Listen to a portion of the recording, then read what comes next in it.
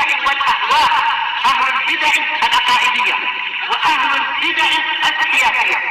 نقول بيننا وبينكم السلف، بيننا وبينكم الكتب، كان فيقول البدع بيننا وبينكم. Bismillahirrahmanirrahim. Qala al-Imam An-Nawawi rahimahullahu taala,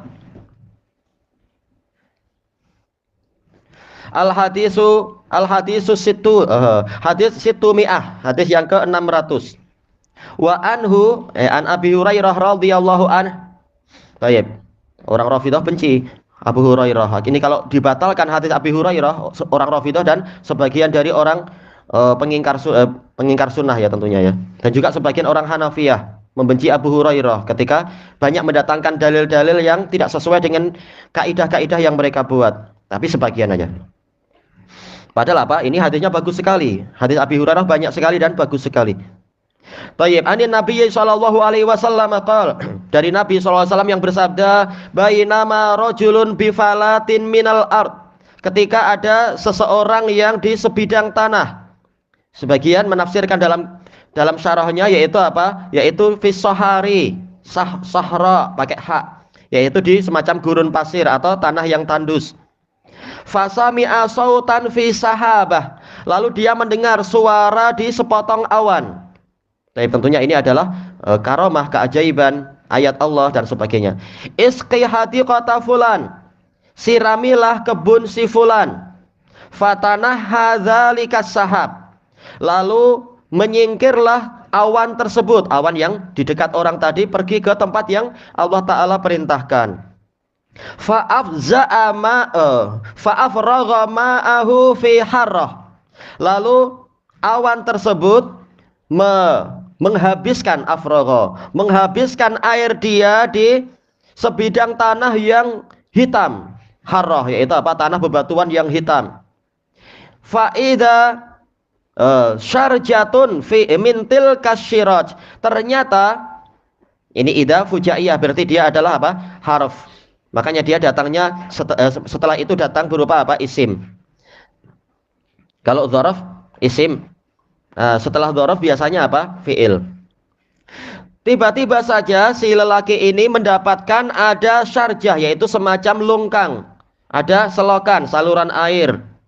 Dari saluran-saluran yang ma'ruf itu, qadistau abad zalikal ma'akullah, dia telah mengambil air itu semuanya. Memang Allah menghendaki ini untuk orang tertentu saja dalam peristiwa itu, pemuliaan untuk orang tertentu. Fatatabba'al ma, maka orang ini mengikuti aliran air tersebut. Ini longkangnya sampai kemana? Ternyata yang disirami bukan kebun orang itu, tapi apa? Tapi disirami adalah tanah yang tandus untuk dibawa ke kebun orang itu. Saya mau tahu di mana kebun orang itu. Tayyib. Fa'idha rajulun qa'imun fi hadiqatih, tiba-tiba saja dia mendapati ada seorang lelaki yang berdiri di kebun dia. Yuhawwilul ma'a bimishatih, dia lalu mengarahkan atau memindahkan air dengan cangkul dia. Baik, terutama kalau yang kita lihat di sebagian bendang-bendang di Indonesia atau di Yaman atau di Malaysia juga yang masih tradisional, bukan terbuat dari semen. Terkadang apa? Kalau airnya banyak, maka perlu diperlebar kanan kirinya dan sebagainya itu, atau dipindahkan ke sana kemari dan seterusnya. Atau kalau kebunnya terbagi-bagi, maka ada semacam pintu untuk apa? Dipindahkan ke kanan atau ke kiri aliran airnya itu. Kenapa? Gelung. Tayyib. Tapi apa? Ini masih tradisional, namanya zaman mungkin zaman Bani Israel atau apa. Maka apa? Memindahkannya adalah dengan cangkul. Tanahnya dipindah ke sana, ke kanan atau ke kiri dan sebagainya. Faqala lahu ya Abdullah masmuk. Maka orang ini bertanya, wahai Abdullah yang di kebun itu, siapa namamu? Wahai hamba Allah, siapa namamu? Qal fulan. Maka orang yang mengatakan, nama saya fulan. Lilismilladzi sami'a fis sahabah, sesuai dengan nama yang didengar oleh si penanya pada awan tadi itu, didengar di awan itu. Faqala lahu ya Abdullah lima tas'aluni anismi. Lalu orang yang bekerja tadi bertanya, wahai hamba Allah, kenapa engkau menanyakan kepadaku tentang namaku? Faqal inni sami'tu sautan fis sahab. Maka orang ini mengatakan, saya mendengar sungguh saya mendengar suara di awan. Alladzi hadza ma'uh, awan yang mana air ini adalah air dia tadi. Awan yang di sana entah di mana jauh. Tayyib, yaqul isqi hatiqata fulan. Suara tersebut berkata di awan itu, siramilah kebun si fulan lismik, yaitu sesuai dengan namamu. Fama tasna'u fiha, maka apa yang engkau lakukan pada kebun ini? Faqal, maka orang ini menjawab, ama id qulta hadza. Karena tidak menggunakan amma sebagai tafsiliyah, maka dia memang tidak ditasydid ama, yaitu sebagai apa? Sebagai bentuk lafadz ibtidai, sebagai apa? Alat ibtidai, alat sebagai istinafiyah. Jika engkau menanyakan ini, fa inni anzuru ila ma yakhruju minha, sesungguhnya saya melihat, yaitu saya memeriksa apa yang keluar dari kebun ini, yaitu hasilnya, penuaiannya. Fa atasaddaqu bisulusih, lalu saya mensedekahkan sepertiganya. Wa akulu ana wa iyali sulusan, saya dan keluarga saya memakan sepertiganya. Wa aruddu fiha sulusah, dan saya mengembalikan ke kebun saya sepertiganya, yaitu apa? Untuk jadi benih lagi. Rawahu Muslim. Qala Nawawi al-harrah al-ardu al-mulabbasatu hijaratan sauda. Harrah adalah sebidang tanah yang diliputi atau ditutupi oleh bebatuan hitam. Asyarjah bi fathis shin al-mu'jamah wa iskanir ra wa bil jim. Ya, syarjah hiya masilul ma, yaitu apa? Tempat aliran air. Tayyib. Hadis yang sangat mulia ini, dan semua hadis Nabi adalah mulia. Di sini Rasulullah SAW menceritakan kisah yang biasanya adalah zaman Bani Israel biasanya. Yaitu ada seorang lelaki yang tengah berjalan di sebidang tanah yang tandus, atau mungkin adalah di sebagian gurun pasir, tapi bukan di tengah-tengah, mungkin apa sudah di tepi-tepi gurun pasir. Fasami'a sautan fi sahabah, lalu dia mendengar suara di awan. Ini adalah karamah Allah untuk orang itu, untuk melihat ayat-ayat Allah yang apa itu min khawariqil adah, peristiwa yang menyelisihi tradisi, yaitu peristiwa yang luar biasa. Ayat Allah setiap kita lihat itu. Tapi apa? Ayat yang biasa diketahui umat manusia, tapi ini ayat yang khusus yang tidak semua orang mendengar, yaitu apa? Suara malaikat. Baik. Dan di sini menunjukkan bahwasanya sebagaimana dijelaskan oleh Imam Ibnu Hubairah di dalam kitab beliau Al-Ifsah, bahwasanya malaikat itu memang apa? Punya suara, dan malaikat ada yang ditugaskan untuk mengurusi awan dan hujan. Baik.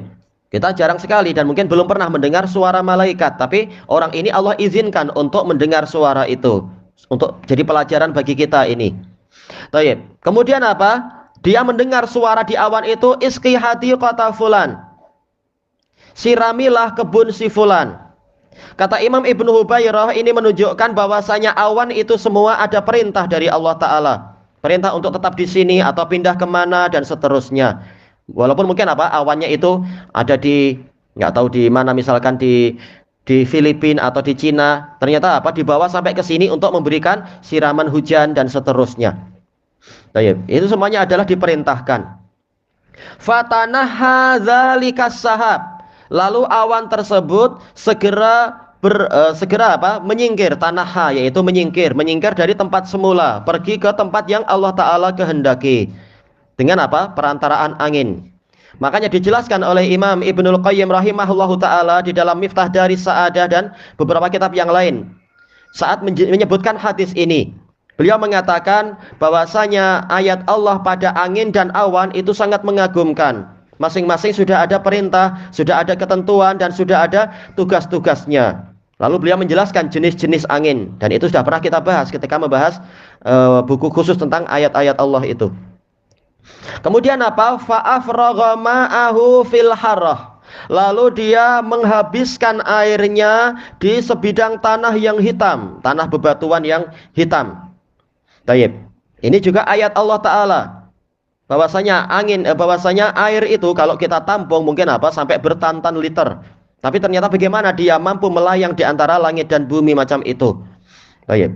Ini adalah kekuasaan yang besar.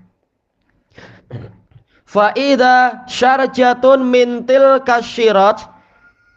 Tiba-tiba saja lelaki ini mendapati ternyata di sebidang tanah yang batu yang hitam itu ada saluran air. Berarti apa? Sudah ada yang memakmurkan itu, entah orang di zaman itu atau yang sebelumnya, yaitu apa? Saluran-saluran masa lampau ternyata masih berfungsi, atau terserah Allah menghendaki bagaimana. Yang pasti ada ternyata tempat untuk saluran air. Qadistau abad dzalikal ma'i kullah. Dia telah mengambil air itu semuanya sesuai dengan yang Allah Ta'ala perintahkan. Ketika diperintahkan untuk orang atau kebun tertentu, maka memang hanya untuk dia, yang lain tidak dapat. Semuanya diperintah oleh Allah. Maka dijelaskan oleh Imam Ibnu Hubairah rahimahullahu ta'ala, ini adalah ayat Allah yang besar, yang mana setiap tetesan air itu sudah ada ketentuannya. Dan juga apa? Air itu turunnya dengan apa? Tetes demi tetes. Seandainya langsung sekian ton jatuh, mungkin apa? Hancur itu saluran airnya. Rumah tidak kuat. Kereta pun akan pecah dan seterusnya. Sebagaimana yang terkadang ditengok waktu di Yaman itu, kalau butiran air hujannya karena terlalu dingin, terlalu sejuk, akhirnya apa? Butirannya besar-besar. Akhirnya apa? Cermin-cermin pecah. Demikian pula bumbung-bumbung pecah.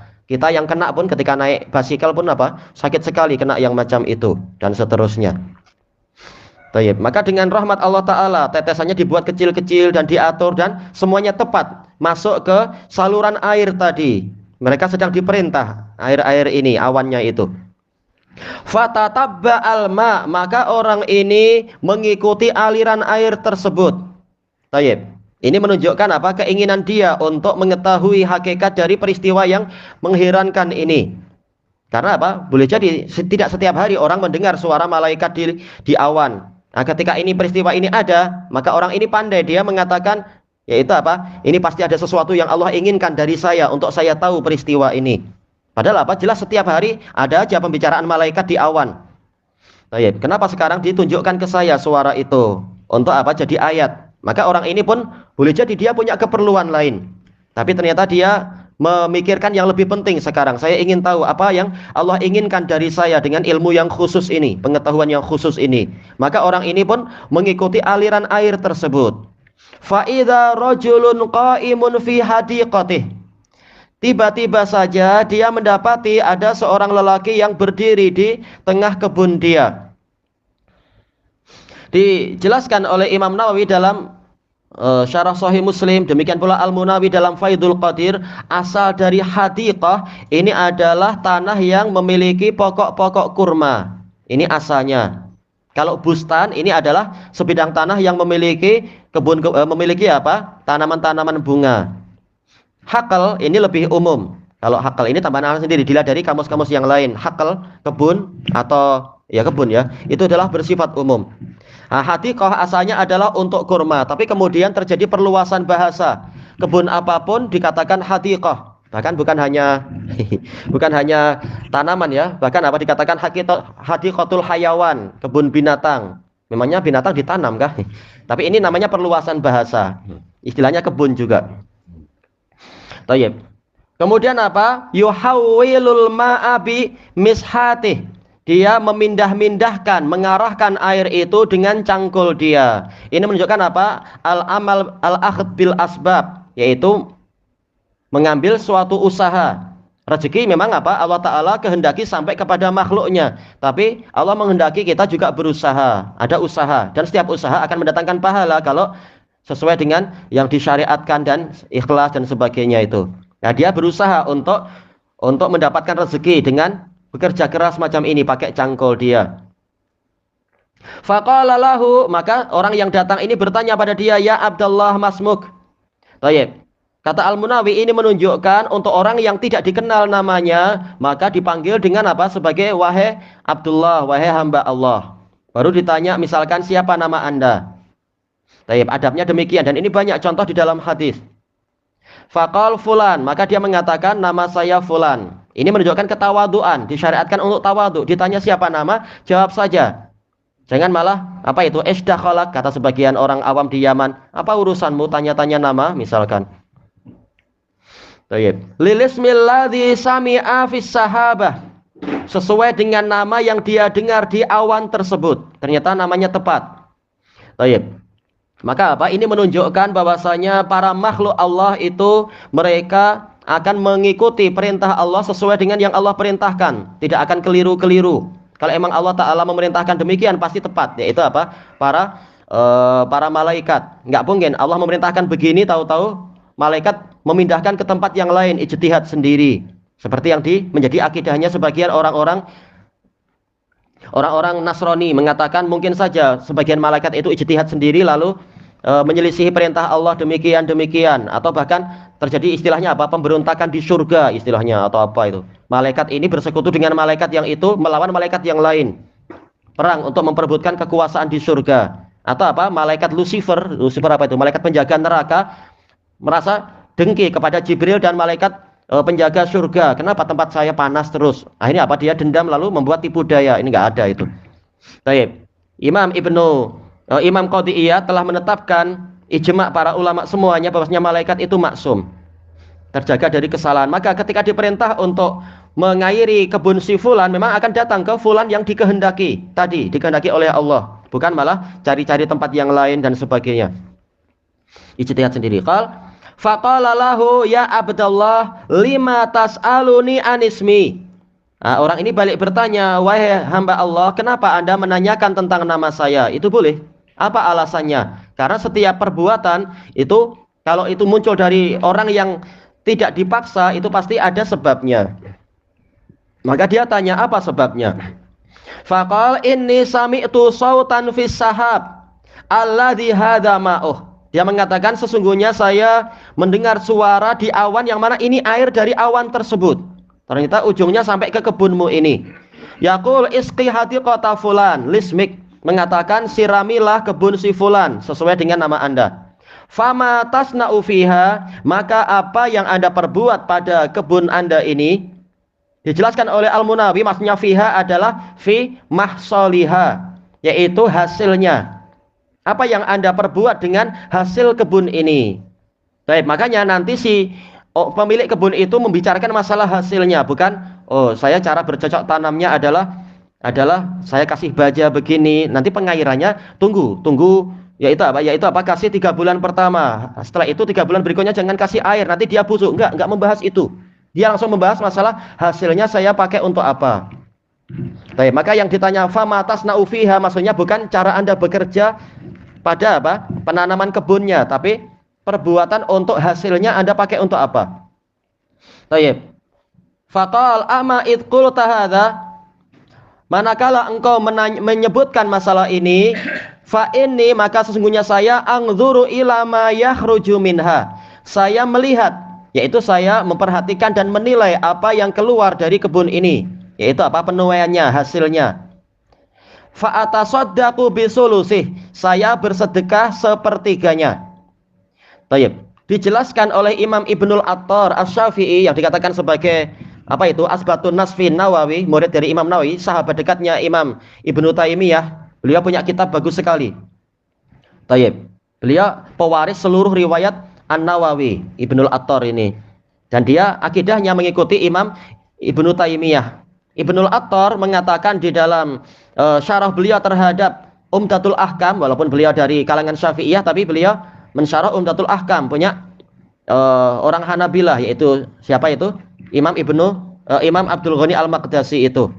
Nah, dalam syarah ini ketika membahas hadis ini beliau mengatakan ini dalil yang menunjukkan bolehnya memperkirakan atau menentukan sedekah.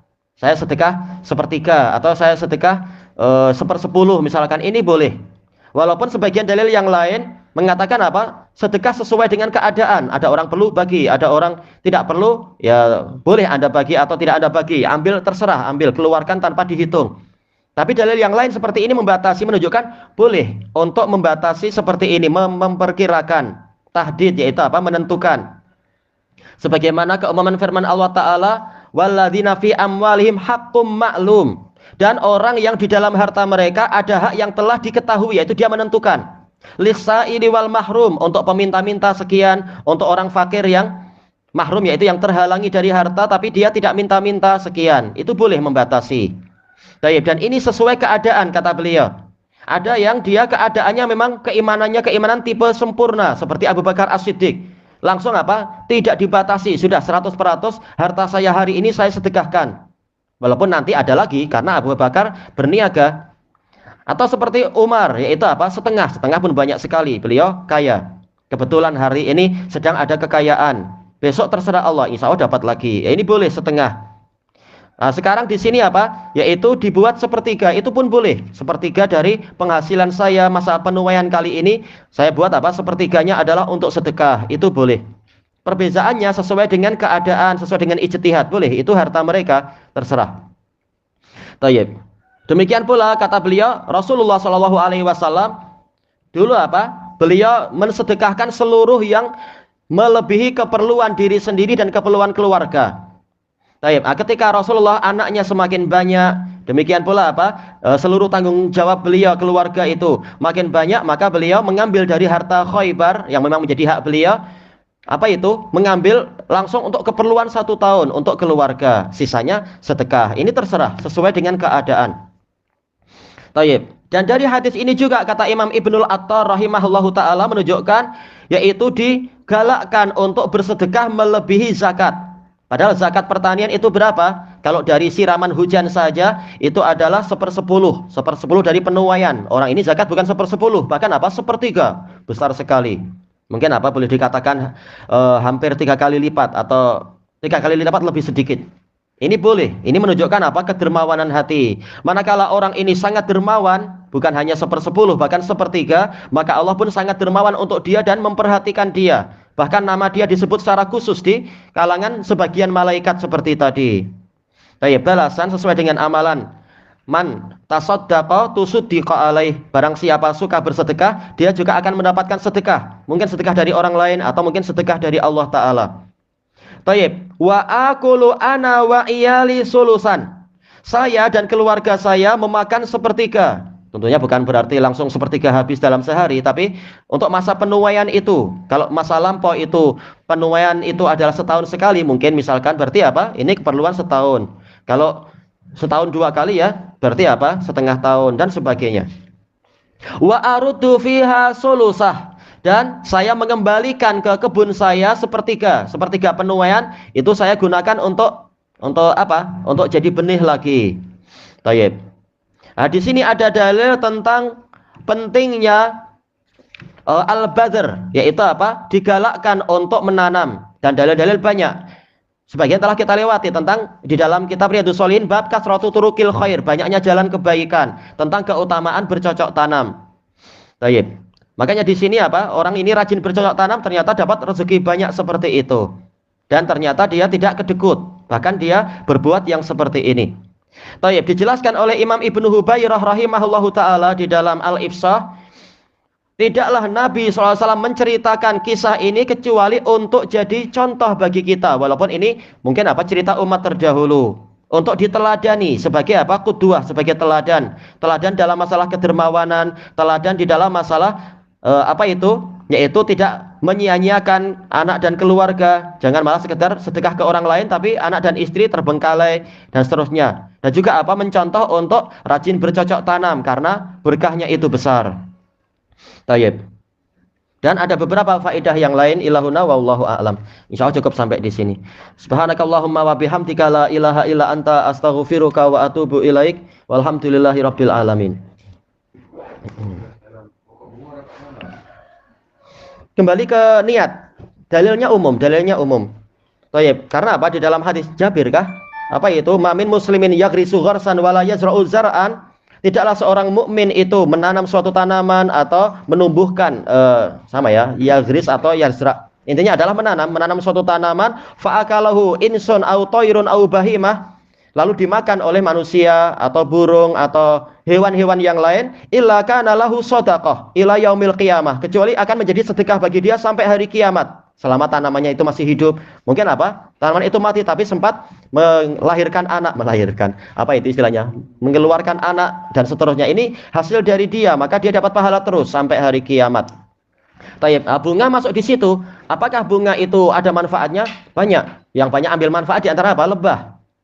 Ketika bunganya itu bagus, maka apa? Akan muncul apa itu madu yang bagus, demikian pula propolis yang bagus, demikian pula bipolen yang bagus.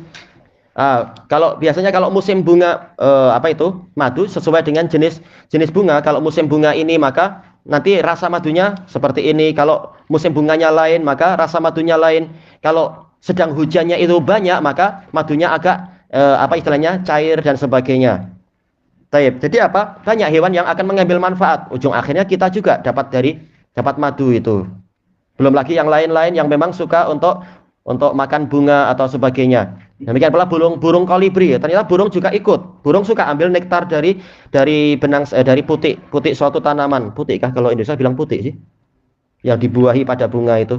Masih banyak yang akan mengambil manfaat. Semut-semut juga banyak bunga yang suka mengambil manfaat terbalik. Banyak semut yang ambil manfaat dari bunga. Kadang anak tengok di sebagian apa itu tanaman-tanaman yang liar itu. Banyak yang mengambil manfaat. Lalat juga banyak yang datang, terutama kalau bunganya bunga yang tipe bau busuk. Lalat suka datang ke situ. Banyak yang ambil manfaat, walaupun nanti bunganya ambil manfaat dari dia. Taib. Insya Allah yang sesuatu yang memang ada manfaat, maka dia mendatangkan pahala. Wallahu a'lam.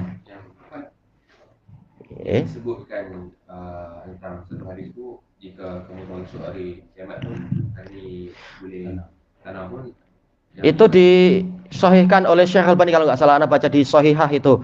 Rasulullah mengatakan seandainya besok itu hari kiamat dan di hari ini saya masih punya benih untuk ditanam, saya akan tanam dia. Karena apa? Sekedar menanam itu pun sudah bagian dari ibadah kalau niatnya betul tentunya. Kenapa? Allah Ta'ala menjadikan kita di bumi ini memang sebagai apa? Sebagai khalifah di bumi. Di antara bentuk kekhilafahan adalah memakmurkan bumi. Maka dijelaskan oleh para pensyarah bahwasanya syariat itu menggalakkan untuk tidak mendiamkan bumi itu mati. Diperintahkan untuk menanam dan memanfaatkan agar tidak sia-sia. Baik. Wallahu a'lam. Kalau nak tengok priority dia tu, sama ada kita nak tengok dapat hasil dia tu, keluarga kita dulu kah untuk jalankan tanggungjawab tu, ataupun nak sedekah dulu kah, ataupun seterusnya. Baik, tentunya kembali ke hadis Abi Hurairah yang lain Rasul mengatakan ibda biman ta'ul. Mulailah dengan orang yang engkau urus, engkau tanggung nafkah dia. Baik, jadi apa yang paling dekat dulu? Adnak fa adnak, yang paling dekat baru yang dekat berikutnya dan berikutnya. Baik. Wallahu a'lam. Dalam masalah demokrasi khilafah ni ada beza pandang dengan Sunnah dengan Bukhari. Ada apa? Cara paham, cara pandang. Oh, jelas perbezaan sangat jauh antara Hizbut Tahrir dengan apa? Dengan Ahlus Sunnah wa Jamaah. Ahlus Sunnah wa Jamaah meyakini bahwasanya berhukum kepada selain Allah itu ada 3 kemungkinan. Boleh jadi zalim, boleh jadi fasik, boleh orangnya, boleh jadi kafir. Sementara Hizbut Tahrir mereka adalah dikatakan oleh para ulama Mu'tazilatul Judud, Mu'tazilah gaya baru.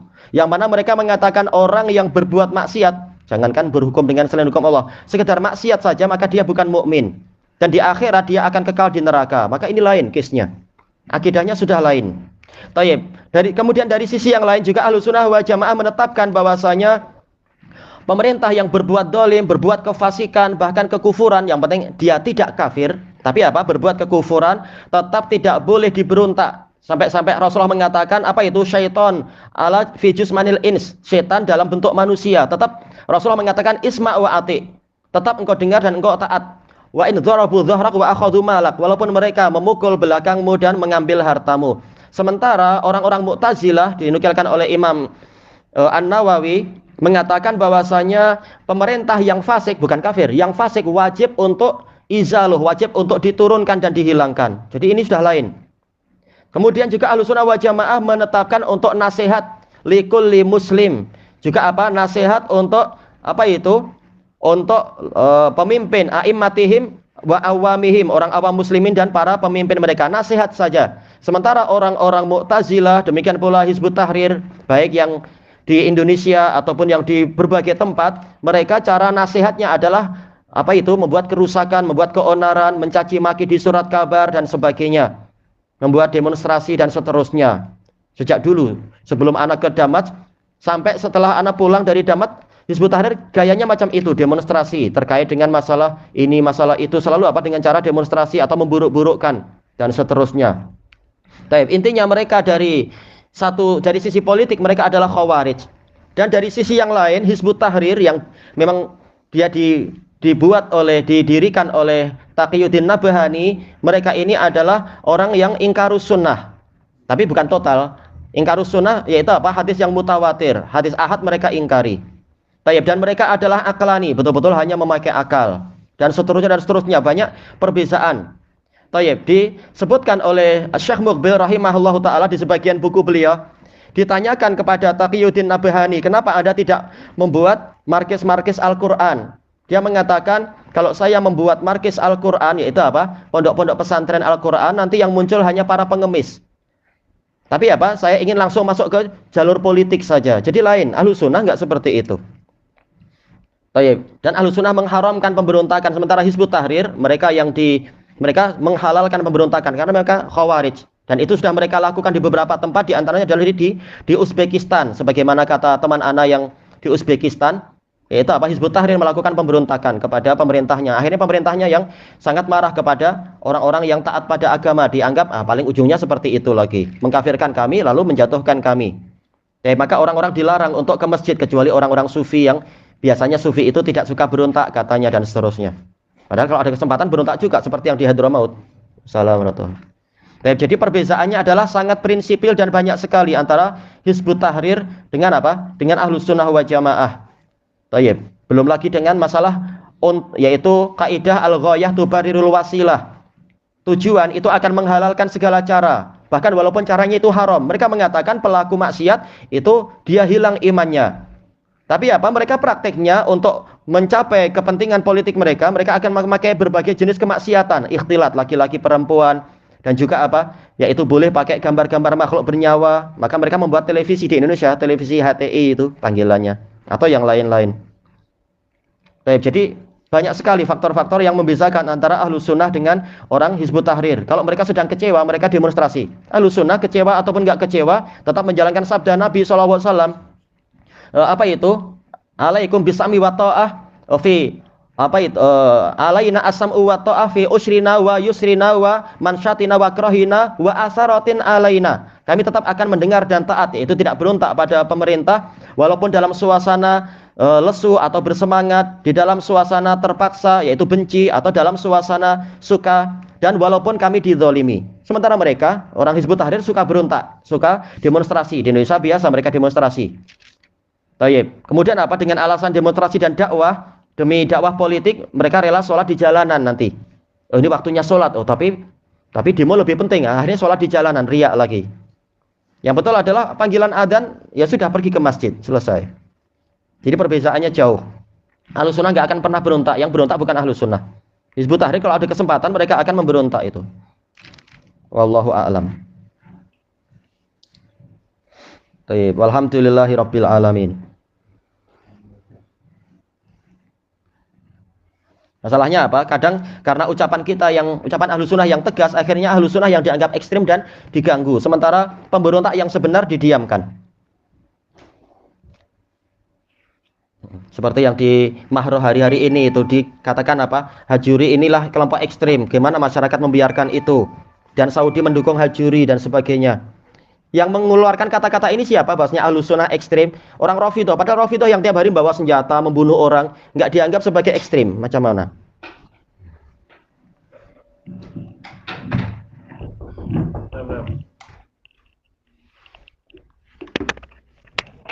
Kita semua ni berbalik kepada satu